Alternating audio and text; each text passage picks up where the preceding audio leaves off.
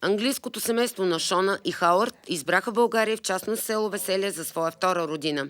Идеята в семейството на психоложката Шона Конър и занимаващият се със собствен бизнес Хауърд се заражда преди 5 години, когато те са силно впечатлени от рекламите по интернет и разказите на техни приятели за България.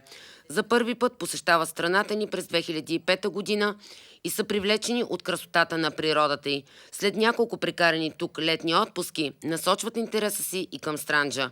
Вниманието им е привлечено от селото и решението да заживеят тук след пенсионирането на съпруга е взето бързо и категорично. Много харесвам Веселие, защото има много спокойно, много тихо и много хубави хора във Веселие.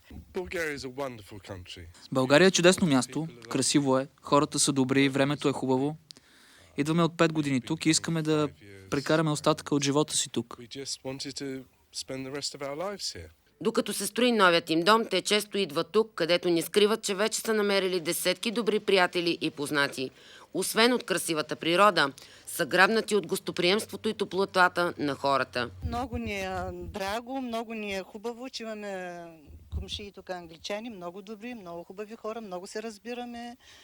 Всичко е много добре. Между другото, това не са първите англичани, които живеят, но те са първите, които по този начин решават да встъпят в живота в селото.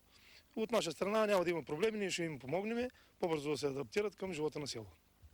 Това, което ще им напомня за родната Англия, почти цялото обзавеждане на къщата и кученцето Хайфи.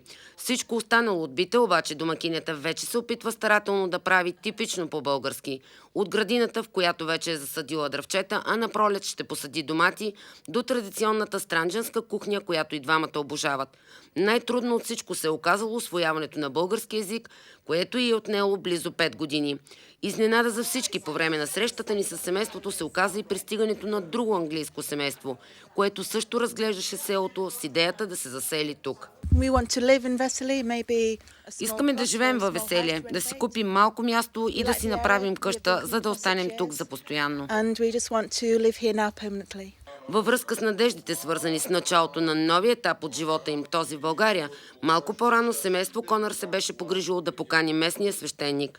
На малка и скромна церемония с услужена литургия и водосвет отец Стилиан благослови семейството и им пожела успешно начало и щастлив живот в малката, но красива наша България.